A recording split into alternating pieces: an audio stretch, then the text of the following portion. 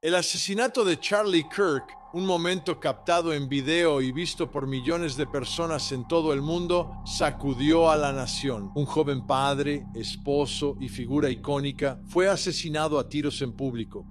El asesinato fue impactante, pero luego vino la investigación y el arresto. Buenos días, damas y caballeros. Lo tenemos.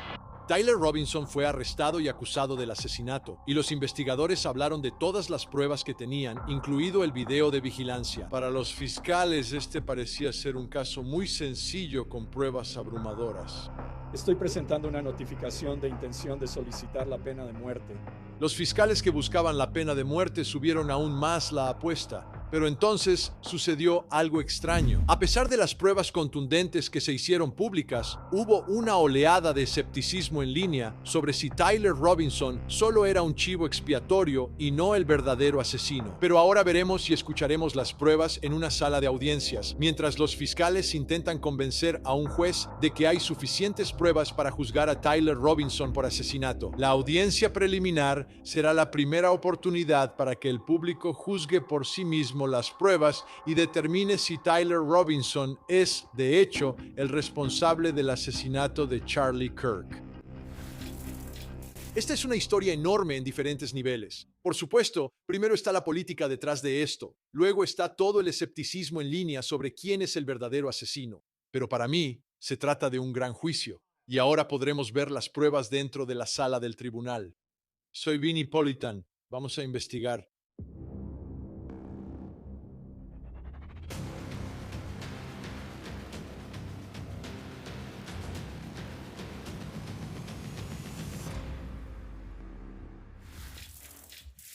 No importa cómo veas este caso, siempre regreso al hecho de que Charlie Kirk era un padre y un padre y un esposo antes que cualquier otra cosa. Y este es un caso de asesinato.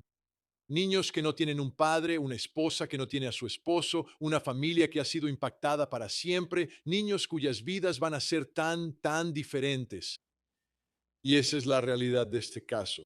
Y eso no lo hace diferente a cualquier otro asesinato. Cuando un ser querido ha sido asesinado, la familia es la más afectada ante todo. Pero todos sabemos que Charlie Kirk era una persona muy conocida, una figura pública, y él estaba hablando ese día, y eso era lo que hacía para ganarse la vida. Y lo que pasaba con Charlie Kirk era que él era un defensor de la libertad de expresión.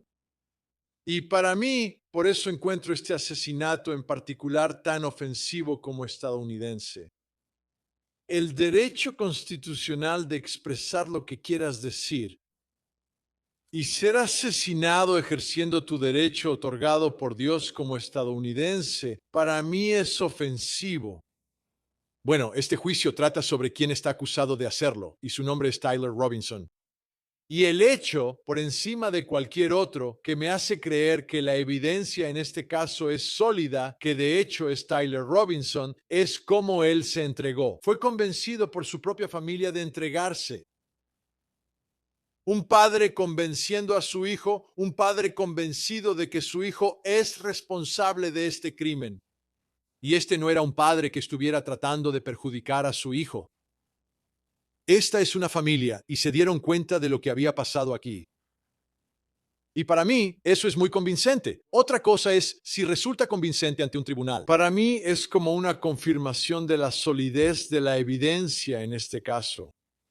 Pero no importa lo que yo piense. Al final, lo que va a importar es lo que piense un jurado. Pero ahora mismo se trata de la evidencia frente a un juez, porque el juez debe tomar la decisión en esta audiencia preliminar sobre si hay suficiente para que este caso vaya a juicio o no.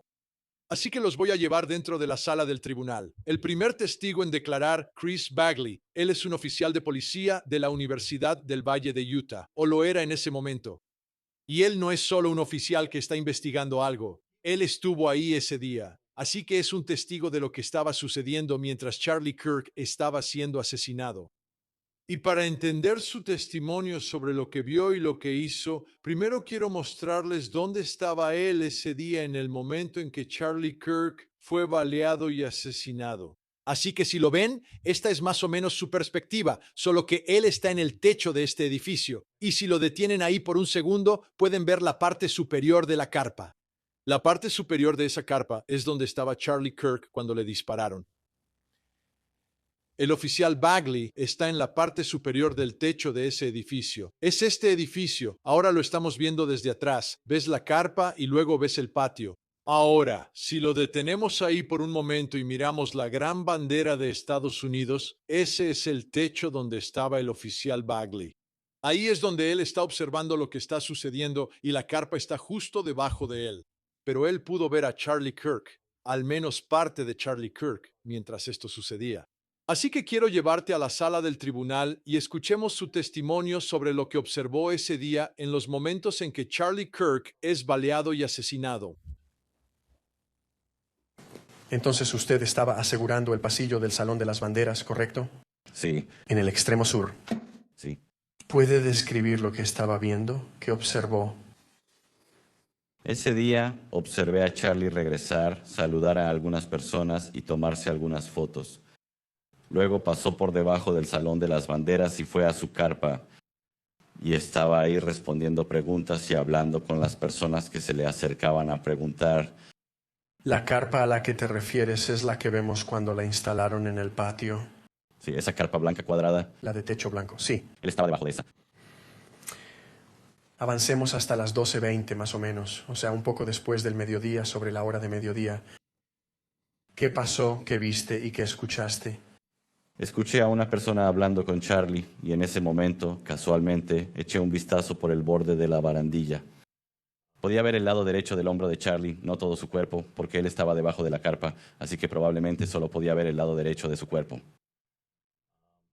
Él estaba respondiendo una pregunta, un niño le estaba haciendo una pregunta y luego escuché un disparo. ¿Sabes qué hora era? Sí, ¿Qué hora era? 12:23. ¿Qué viste? En ese momento lo vi inclinarse hacia la izquierda, Entonces, cuando dices él, ¿te refieres a Charlie?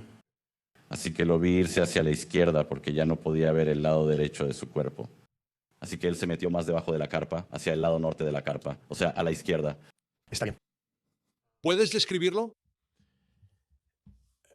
Esto es inusual, ¿verdad? Tienes a un agente que está investigando este caso y normalmente los oficiales de policía vienen y nos cuentan las cosas después de que suceden. Pero él es testigo de todo mientras sucede y de hecho vio a Charlie Kirk cuando le dispararon y más importante aún, también escuchó el disparo. Veamos un poco más. Describe la reacción de los demás que estaban ahí. Sí, entonces todos empezaron a levantarse y a correr y fue una situación más caótica. Antes de continuar, ¿puede describir un poco? Mencionó que el señor Kirk estaba respondiendo preguntas, hablando con algunas personas. Sí, ¿Había otras personas presentes? sí. ¿Tienes idea de aproximadamente cuántas? ¿Cómo lo describirías en tus palabras? En mis palabras, diría que cuando estaba allá arriba mirando hacia abajo, diría que había varios miles de personas, porque había gente en el pasto. Estaba completamente lleno en el anfiteatro, sentados en el pasto.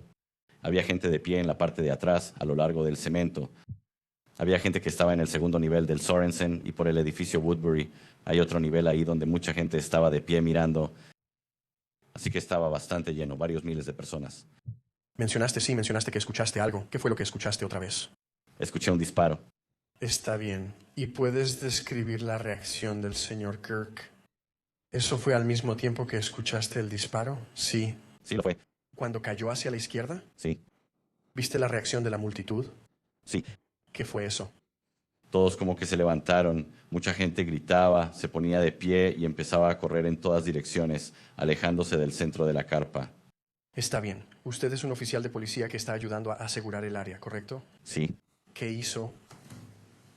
En ese momento reconocí que eran disparos. Dejé mi puesto, que estaba justo ahí en el extremo sur del Salón de las Banderas. Fui justo a donde se juntan Fugle y el Salón de las Banderas. Hay unas escaleras exteriores por las que empecé a bajar corriendo mientras intentaba llegar al final de las escaleras. La gente subía corriendo. Había personas tiradas en los escalones. Estoy tratando de saltar sobre las personas para llegar al final de las escaleras y así poder ayudar a detener a un individuo que probablemente está disparando. Espera, ¿qué pasó después? Solo es un recordatorio de la diferencia entre nosotros y ellos. Estoy hablando de las fuerzas del orden. Escuchamos los disparos, nos estamos cubriendo, nos estamos alejando de ahí. Él corre hacia el lugar para intentar ayudar y salvar a otros. Vamos a mirar. Excelente. Para cuando llegué al final de las escaleras, me informaron por radio que ya teníamos al tirador bajo custodia. Así que en ese momento pensé, fue bastante rápido. Obviamente fue a corta distancia, probablemente porque ya teníamos a una persona bajo custodia. Otro oficial intervino y dijo que teníamos a una persona bajo custodia. Así que decidí que, ya que la amenaza ya no estaba, ahora podía evaluar si había alguien herido y empezar a ver qué atención médica se necesitaba que se requiriera en ese momento. Empecé a recorrer el área y mientras lo hacía, buscaba a cualquier persona que estuviera herida. Vi a un niño en el suelo que estaba como en el segundo o tercer nivel, en el pasto, junto a una silla de ruedas y casi estaba convulsionando. Pensé que tal vez le habían disparado. Hablé con el papá mientras corría hacia allá. Él me dijo que solo estaba teniendo una convulsión, que estaba bien, no estaba herido. Entonces, en ese momento, observé que no había otras lesiones que pudiera haber en ese momento. ¿En ese momento algo más llamó tu atención? Sí, entonces, después de que logramos apartar a algunas personas, pensé que necesitaba empezar a preservar la escena porque teníamos una escena del crimen. Y con algo de mi experiencia y entrenamiento en ese sentido, decidí que ahora necesitábamos asegurar la escena y ayudar a preservar tanta evidencia como fuera posible. Así que empecé a sacar a la gente del césped y del área del patio porque sabía que ahí era donde estaba la escena del crimen. En cuanto empezamos a sacar a esos tipos, mi jefe, el jefe Long, estaba justo a mi lado. Miré hacia abajo y vi una funda de pistola vacía que estaba justo sobre el césped. Y en ese momento las cosas se calmaron solo por una fracción de segundo. Me di cuenta de que el disparo que escuché sonaba más como un disparo de rifle que como uno de pistola. ¿Y qué te hace decir eso? Simplemente por estar cerca de armas de fuego durante todos mis entrenamientos, la diferencia es, ya sabes, una pistola tiene un sonido más corto, como un estallido o un pop. Con un rifle tienes un sonido más largo y violento, como un estallido o un crujido. Es un tipo de sonido más violento, es más largo. Por eso lo reconozco. Está bien. ¿El sonido de un rifle suele ser más fuerte? Sí, está bien. Volviendo al momento en que escuchó este disparo, ¿pudo decir de dónde venía? Por la dirección Sí, sabía que venía del este de donde yo estaba. al este de ti. Está bien. Entonces te das cuenta de eso. ¿Qué hiciste después? En ese momento, cuando vi la funda vacía, me volteé hacia mi jefe y le dije, eso fue un disparo de rifle. Y él dijo, estoy de acuerdo. Y en ese momento miré hacia arriba. Justo en la línea de visión pude ver que el edificio Losey tenía una línea de visión directa. Así que fui a ver qué era eso y qué estaba pasando allá arriba. Está bien. Este es un momento enorme en medio de todo este caos, ¿verdad? El informe en la radio dice que tenemos al sospechoso bajo custodia. Y recuerda, hubo alguien que fue detenido inicialmente e interrogado. Creo que en realidad fueron dos. Y en ese momento, caso resuelto, ¿verdad? Eso fue rápido, eso fue fácil. Él ve una funda para pistola. Él creyó que era un rifle basándose en lo que escuchó. Una conversación rápida con el jefe y ahora está enfocado en el edificio donde en este punto sabemos que los fiscales creen que el tirador estaba. Están pasando muchas cosas muy rápido. Vamos a ver un poco más. ¿Puedes describir brevemente tu ruta hacia el centro Losey? Entonces, desde el patio puedes entrar al centro Sorensen. Y como dije antes, en el nivel 1 hay unos elevadores o hay escaleras. Subí corriendo 4 pisos de escaleras, llegué al cuarto nivel del edificio Losey y me dirigí hacia el sur del edificio Losey. Hay unas escaleras que están en ese pasillo cubierto entre el edificio de Ciencias de la Computación y el edificio Losey. Hay unas escaleras que suben hasta la parte superior de eso, entonces fui hasta la parte superior de eso. ¿Es esa la escalera que describiste anteriormente? Sí, en el exterior del edificio Multi. Que es una escalera pública. Sí, Está bien. ¿Llegaste a la azotea? sí, lo hice. ¿Sabes más o menos a qué hora llegaste ahí? Probablemente llegué ahí a las 12:44. Está bien. ¿Qué hiciste cuando llegaste arriba? Cuando llegué arriba, salté la barandilla de protección. Noté que había un objeto que estaba a unos 3 o 5 metros del otro lado de la barandilla, en la grava. Eso me pareció fuera de lugar. Y justo ahí Esto es interesante, ¿verdad? Esto es un gran trabajo policial que se está llevando a cabo muy rápido. Aunque parece que todo está sucediendo rápido, más rápido porque él está en el estrado y él como que está resumiendo, hay muchas cosas pasando. Pero un par de cosas. Número uno, ¿qué tan fácil es acceder a ese techo al que él llegó? Pero de repente él está detectando cosas rápidamente. Vio la funda, ahora ve otro objeto tan pronto como llega a ese techo, donde sospechaba que provenía el disparo basándose en lo que escuchó ese día. Veamos qué encuentra.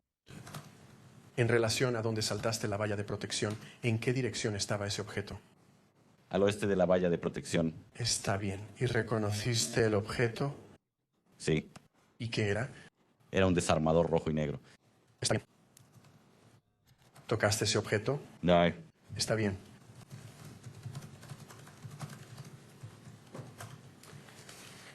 Voy a remitir al testigo que aparece en su pantalla, el oficial Bagley, a la prueba del estado 3.1. Avíseme cuando lo vea. sí, lo veo. ¿Reconoce qué es eso? Sí, lo conozco. ¿Y qué es eso? Esa es una foto del desarmador que vi ese día en la azotea del edificio Loews. Está bien. ¿Y así es como se veía en la azotea ese día? Sí, ¿Esa es una representación fiel y precisa del desarmador que usted observó y encontró ese día? sí. Su señoría, la Fiscalía ofrece la prueba del estado 3.1. Señorita Néstor. Su señoría, reiteramos nuestra objeción permanente y objetamos sobre la base de que no se ha establecido cuándo fue tomada la foto ni por quién. Gracias. La misma respuesta, juez. Mis argumentos anteriores. Y declaró que esto era una representación fiel y precisa al 10 de septiembre de 2020. He dicho ese día. Lo preguntaré de nuevo, está bien. Al oficial. Oficial Bagley, usted vio este desarmador que está describiendo el 10 de septiembre de 2025. ¿Es correcto? Sí, La prueba 3.1 del Estado es una representación fiel y precisa de ese desarmador de ese día, el 10 de septiembre de 2025. sí. Una pieza importante de evidencia, ¿verdad? Tienes que tomar la evidencia forense, las cosas que se encuentran, y vincularlas con el acusado, porque sabemos que el video que vemos está demasiado lejos para hacer una identificación, ¿cierto? Así que cualquier cosa que se deje en la escena vincula al acusado con el lugar donde creen que el asesino de Charlie Kirk estaba disparando esa arma. Ahora, de nuevo, evidencia contundente, excelente trabajo policial. Ahora echemos un vistazo al contrainterrogatorio. De nuevo, es una audiencia preliminar. Quiero decir, las probabilidades siempre están en contra de la defensa, pero una cosa que quieren hacer es sacar a la luz parte del testimonio, aclarar algunos de los problemas y hacer que las personas se comprometan con su testimonio. Veamos en qué se enfoca ella durante su contrainterrogatorio. Así que creo que en tu informe tampoco indicas si... No mencionas nada sobre pensar que vino del edificio Lossi ni nada por el estilo, ¿verdad? Más adelante, cuando reconocí de dónde, cuando vi las fundas vacías, creo que de hecho lo dije ahí, cuando veo la funda vacía es cuando me di cuenta de la línea de visión. Bien, hablemos de esa funda por un momento. Entonces escuchaste el disparo y solo escuchaste un disparo, ¿correcto? Sí, Y luego bajaste del pasillo sobre la carpa, ¿verdad? sí, Y bajaste realmente al área de césped que todos hemos estado viendo, el patio. sí, Y había un poco de caos, gente corriendo por todos lados, sí.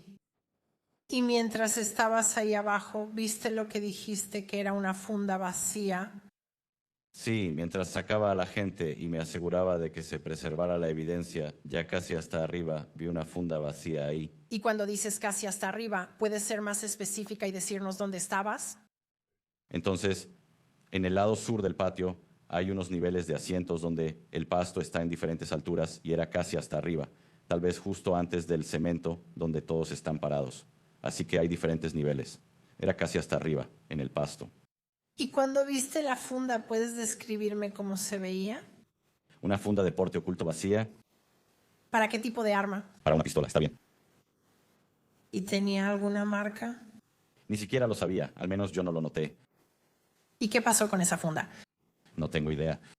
¿Alguna vez la tuviste bajo tu custodia? No, ¿Alguna vez le dijiste a alguien más que la tuviera bajo su custodia? No, ¿Simplemente la dejaste en el pasto? sí lo hice. ¿Alguna vez le tomaron tus huellas dactilares? La defensa siempre tiene que buscar dudas donde sea que puedan. Hacer que la policía parezca que no sabe lo que está haciendo. Arruinaron la escena. No podemos confiar en nada. Esa es una defensa típica cuando no tienes mucho más. Pero la defensa realmente irá por ese camino, ¿verdad? Y dirá, bueno, el primer tipo que atraparon, ese es el sospechoso, esa es la persona responsable. No puedo imaginar que lo harían. No puedo imaginar que ellos señalarían a este tipo que fue detenido pero luego exonerado, basándose en la balística y todo lo demás. Pero no importa, la defensa hará que cualquier cosa que hagas parezca que no estás haciendo tu trabajo y que simplemente lo dejaste así. Por supuesto que él lo dejó ahí. Tenían a esa persona bajo custodia o la estaban interrogando. Él no creía que fuera una pistola, así que fue allá porque era una situación caótica. Puede que todavía haya un tirador suelto. Así que va a ir a donde cree que se hizo el disparo. Así que en realidad fue un buen trabajo policial simplemente dejarlo ahí e irse. Pero ella está haciendo que parezca que él hizo algo mal ahí. Tal vez un jurado esté de acuerdo. No lo sé. Veamos un poco más. Que tú sepas. No tengo idea, está bien. Sí.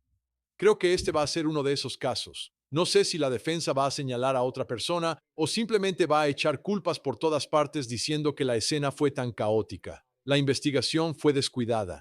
No puedes confiar en la evidencia. Obviamente hay mucho en juego en este caso, muchísimo. Es un caso de pena de muerte. Así que cuando tienes un juicio así, vas a ver mucho litigio y muchas peticiones presentadas. Vas a ver a la defensa impugnándolo todo porque no es solo otro juicio. Este es un caso donde la vida del acusado está en juego. Entonces, lo que he visto a lo largo de los años en Court TV es que cuando se trata de un caso de pena de muerte, la defensa presenta muchos más argumentos y presiona mucho más. Una de las cosas que sucedió en este caso fue que hay una orden de silencio, pero hubo una filtración de información y una mala interpretación de esa información por parte de los medios.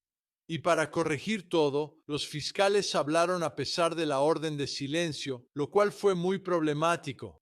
Entonces, la defensa hizo mucho ruido al respecto y quería que se retirara la pena de muerte de este caso, que se eliminara, porque los fiscales habían violado la orden de silencio.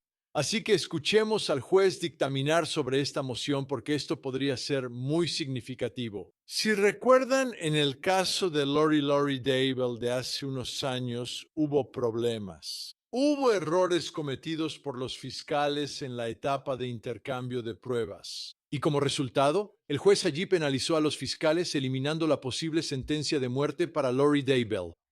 Así que eso es lo que está pasando aquí. Vamos a echar un vistazo.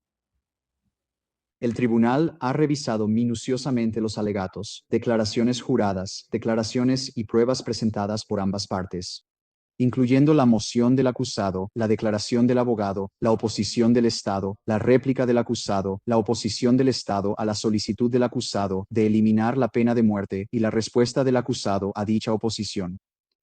Además, el tribunal ha considerado el testimonio y las pruebas presentadas durante la audiencia probatoria de justificación celebrada el 12 de junio de 2026, donde el fiscal adjunto del condado, Ballard, y el fiscal del condado de Utah, Jeffrey S. Gray, testificaron bajo juramento.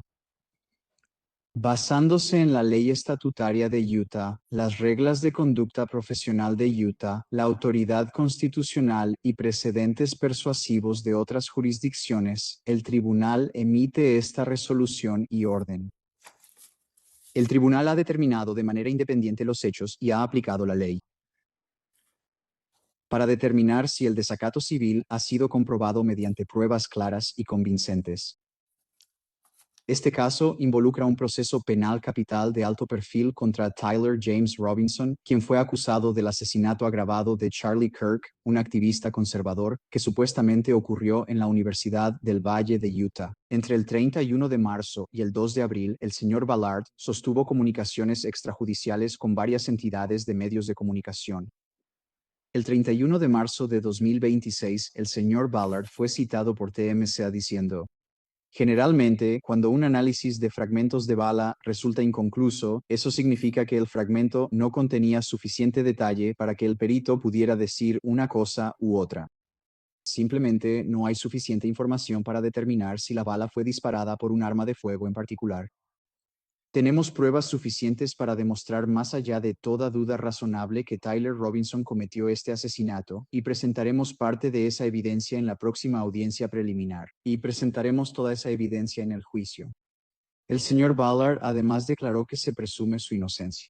La decisión final estará en manos del jurado. Creemos que podremos superar la presunción de inocencia. Una narrativa falsa de los medios que afirma que el arma homicida ha sido descartada de forma concluyente por las pruebas forenses constituye un perjuicio indebido sustancial para la Fiscalía. Las declaraciones del señor Ballard explicando la definición mecánica forense de una prueba inconclusa fueron cuidadosamente formuladas para mitigar este prejuicio específico. Aunque el comentario 5 generalmente prohíbe discutir los resultados de la prueba, la salvaguarda de la regla 3.6c autoriza declaraciones restrictivas y de respuesta solo en la medida razonablemente necesaria para mitigar la reciente cobertura mediática perjudicial. Conclusiones sobre la primera acusación. El tribunal determina que las declaraciones del señor Ballard, aclarando que los hallazgos inconclusos de la ATF estaban protegidos por la disposición de salvaguarda de la URPC 3.6c, estas declaraciones no constituyen una violación de la orden de restricción de declaraciones públicas. La cobertura mediática adversa aquí se refería a una pieza específica de evidencia física, un fragmento de bala.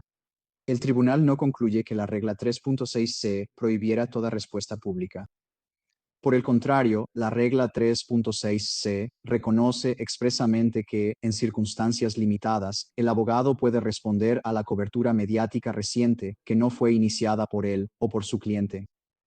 Por lo tanto, la pregunta no es si el señor Ballard podía responder, sino si un abogado razonable lo habría creído. Declaraciones adicionales sobre la solidez general de las pruebas de la Fiscalía eran necesarias para mitigar el prejuicio específico creado por los informes inexactos sobre el examen de la ATF, afirmando que la Fiscalía tiene pruebas suficientes para demostrar, más allá de toda duda razonable, que Tyler Robinson cometió este asesinato. Comunicó razonablemente al público la evaluación del fiscal sobre la culpabilidad del acusado, que el acusado era culpable.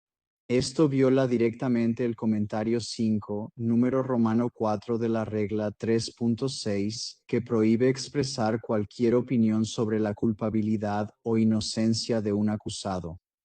Aunque el señor Ballard hizo una breve referencia a la presunción de inocencia, la socavó de inmediato al transmitir públicamente su creencia de que el Estado superará dicha presunción de inocencia.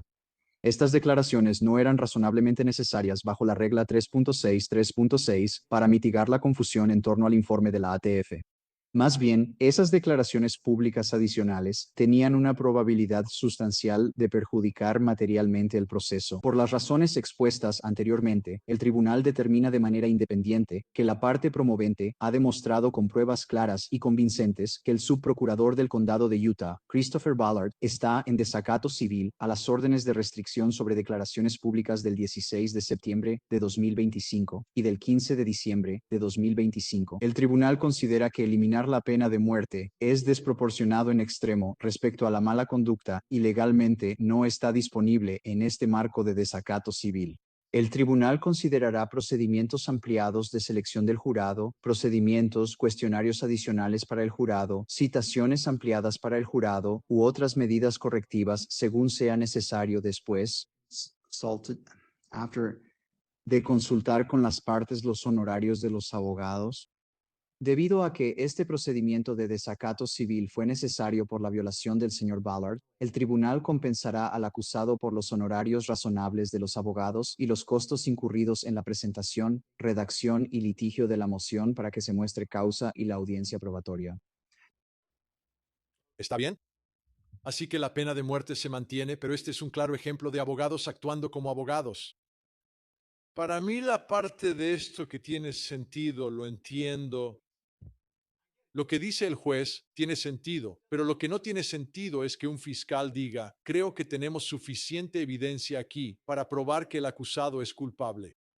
Si un fiscal no cree eso, no debería presentar el caso en primer lugar. Éticamente, eso es para mí un problema más grande. Como si presentas un caso y no crees que tienes suficiente evidencia para probarlo. El problema es que lo está diciendo en voz alta. Lo está diciendo en voz alta, lo está proclamando después de que hay una orden de silencio. Él está diciendo, sí, tenemos la evidencia para probar este caso, lo cual, por cierto, dirá frente al jurado en su declaración de apertura. Y para mí, entiendo lo que estaba haciendo la defensa.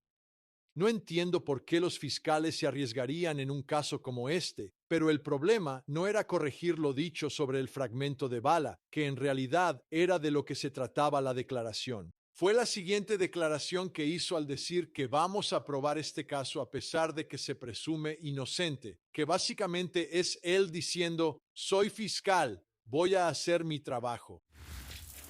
Así que es interesante que el fiscal se metiera en problemas por decir, creo que puedo probar el caso. Tenemos las pruebas para demostrar el caso.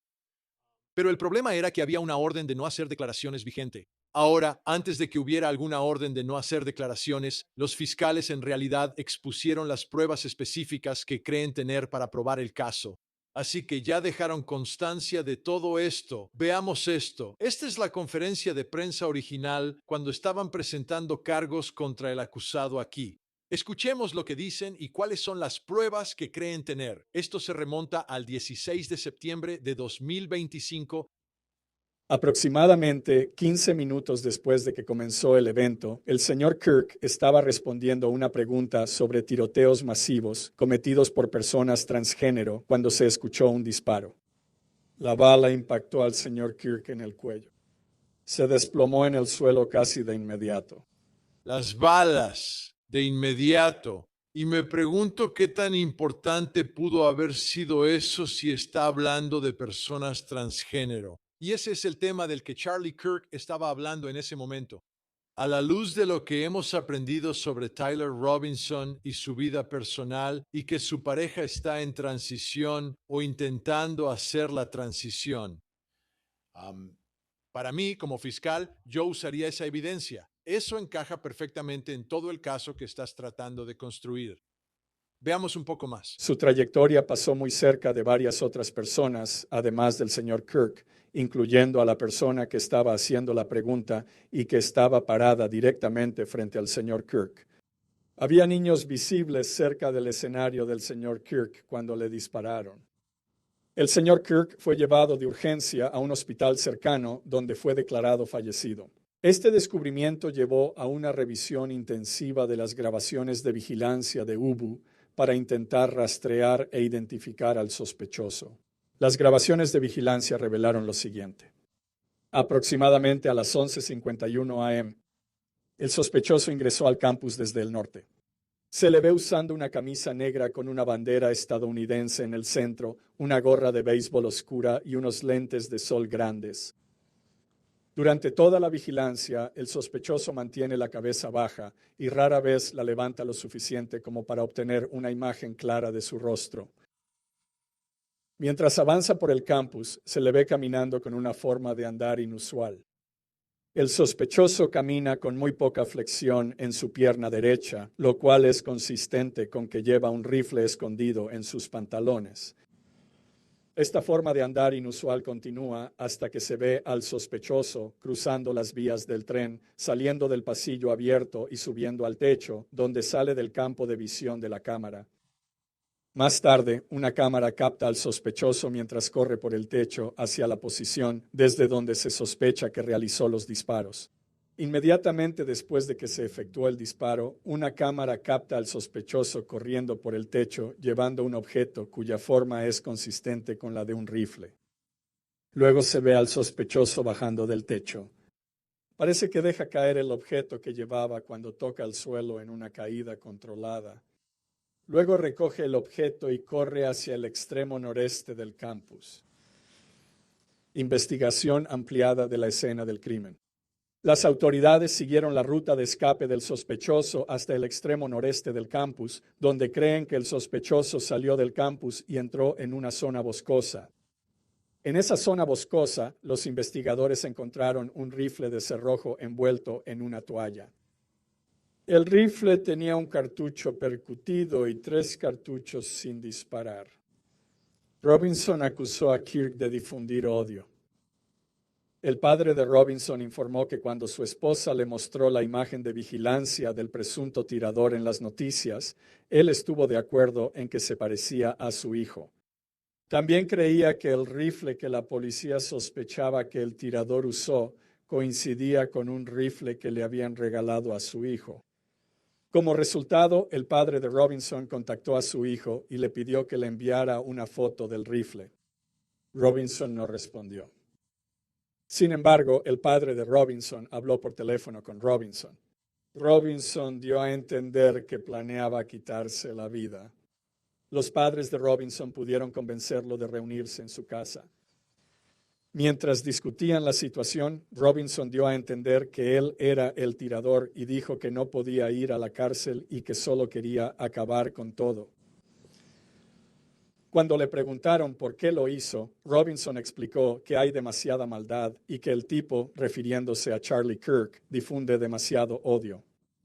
Hablaron sobre que Robinson se entregara y convencieron a Robinson de hablar con un amigo de la familia que es un sheriff adjunto retirado. A petición del padre de Robinson, el amigo de la familia se reunió con Robinson y sus padres y convenció a Robinson de entregarse. La policía entrevistó al compañero de cuarto de Robinson, un varón biológico que tenía una relación romántica con Robinson. El 10 de septiembre de 2025, el compañero de cuarto recibió un mensaje de texto de Robinson que decía: «Deja lo que estás haciendo, mira debajo de mi teclado». El compañero de cuarto miró debajo del teclado y encontró una nota que decía, cito, «Tuve la oportunidad de acabar con Charlie Kirk y la voy a aprovechar». La policía encontró una fotografía de esta nota. El siguiente intercambio, un intercambio de mensajes de texto, tuvo lugar después. Después de leer la nota, el compañero de cuarto respondió, ¿qué? Estás bromeando, ¿verdad? Robinson, todavía estoy bien, mi amor, pero estoy atrapado en Orem un poco más de tiempo. No debería faltar mucho para que pueda volver a casa, pero todavía tengo que agarrar mi rifle. Para ser honesto, esperaba mantener esto en secreto hasta morir de viejo. Lamento involucrarte. Tú no fuiste quien lo hizo, ¿verdad?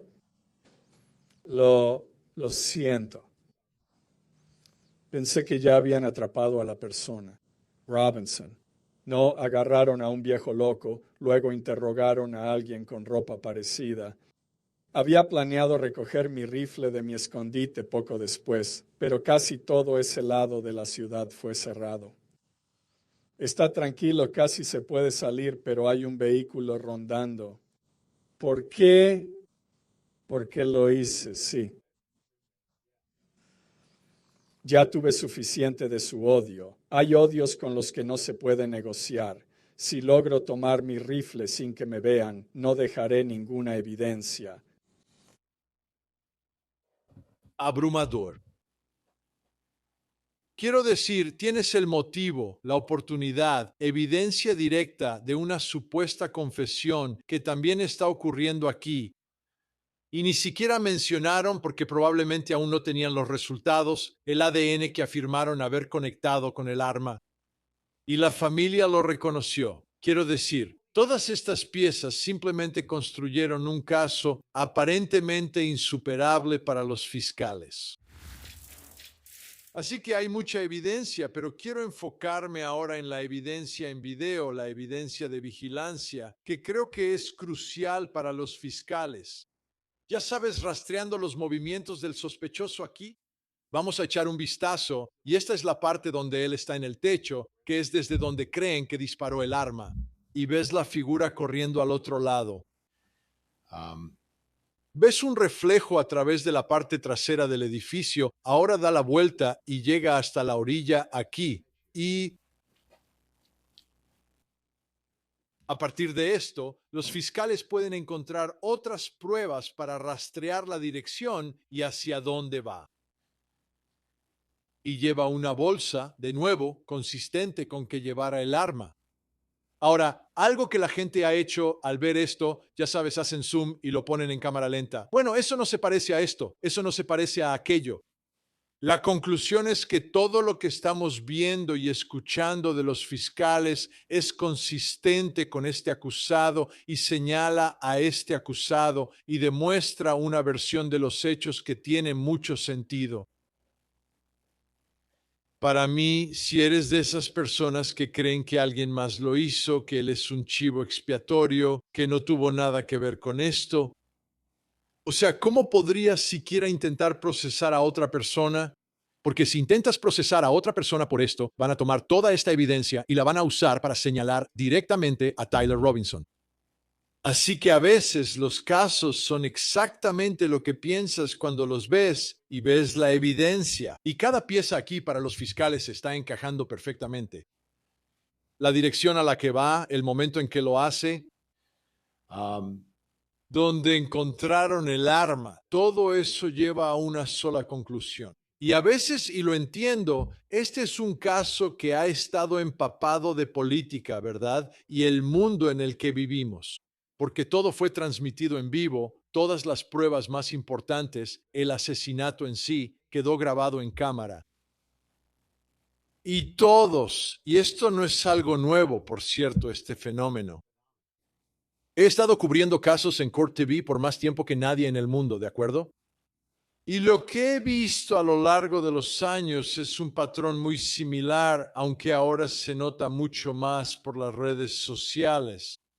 Es que está la teoría de la fiscalía sobre el caso, está la teoría de la defensa sobre el caso, y luego siempre hay un grupo, a veces muy grande, a veces algo pequeño, que tiene una teoría completamente diferente sobre el caso, que no es ni lo que dice la fiscalía ni lo que dice la defensa. Y creo que eso es lo que estamos viendo en este caso, pero está amplificado por quién es Charlie Kirk y por la situación política en nuestro país y en todo el mundo. Y creo que eso es lo que ha tomado control aquí. Al menos hay algunas personas que son muy escépticas sobre lo que están viendo, por eso las cámaras en la sala del tribunal son tan importantes en este caso, para que el público pueda ver y escuchar la evidencia. ¿Quieres que confiemos en un resultado? Bueno, muéstranos la evidencia, déjanos ver la evidencia. Y en un caso como este, donde el escepticismo está en un nivel muy alto dado el tipo de evidencia que hay, sorprende que exista tanto escepticismo ante este tipo de evidencia. Bueno, vamos a verla. Y veamos si hay cosas que por cualquier razón no tienen sentido. Pero para mí, como exfiscal, este es un caso que está prácticamente resuelto. La transparencia es importante y eso es algo que Erika Kirk, quien es una víctima aquí, ¿verdad? Fue su esposo, el padre de sus hijos, quien fue asesinado. Ella quiere asegurarse de que el público también vea el juicio. Y de hecho, ha habido otra declaración que Erika Kirk publicó en su cuenta de X mientras comienza esta audiencia preliminar. Declaración en nombre de la familia inmediata de Charlie Kirk, sus padres, Robert y Catherine, su esposa Erika y su hermana Mary. Y creo que esta es una parte de la historia que no debe perderse por quién era él públicamente. Al final del día, como dije, es un esposo, es un padre. Charlie era un esposo, hijo, hermano, amigo y padre muy querido. Cada procedimiento judicial sirve como un doloroso recordatorio de su muerte y de la pérdida que ha impactado irrevocablemente nuestras vidas y las vidas de sus hijos. Eso es para siempre, sin importar el veredicto al final del caso, eso es para siempre. Lo único que las familias pueden obtener en este momento es cierto sentido de justicia, para que puedan pasar la página y decir, está bien, alguien ha rendido cuentas. Seguimos profundamente agradecidos por el apoyo, las oraciones y la amabilidad que hemos recibido. Las muestras de apoyo nos han sostenido durante los días más oscuros de nuestras vidas. Lo que está haciendo este caso, que es diferente a la mayoría de los casos debido a su naturaleza pública, es que lo estamos viendo desarrollarse públicamente, lo que atraviesa una familia, el dolor, la dificultad de intentar seguir adelante. Y para la familia Kirk, creo que todo lo que está pasando en línea, todo el ruido, ha hecho exponencialmente más difícil seguir adelante. Pero parte de eso es la muestra de apoyo que los está ayudando a sobrellevar todo esto. Por respeto al proceso judicial, no haremos más comentarios por el momento. Pedimos que se respete nuestra privacidad mientras atravesamos este proceso y un dolor inmenso, lo cual es completamente comprensible. La mayoría de las familias no quiere hablar durante el proceso. Pero la parte positiva de esto es que Erika Kirk se da cuenta de que esto fue un asesinato cometido en público y que el público debe ver cuáles son las pruebas para saber si la verdad sale a la luz dentro de la sala del tribunal. Obviamente seguiremos cubriendo esta historia, pero eso es todo por esta ocasión. Hasta la próxima. Mientras tanto, por favor, no olviden abrazar a los niños.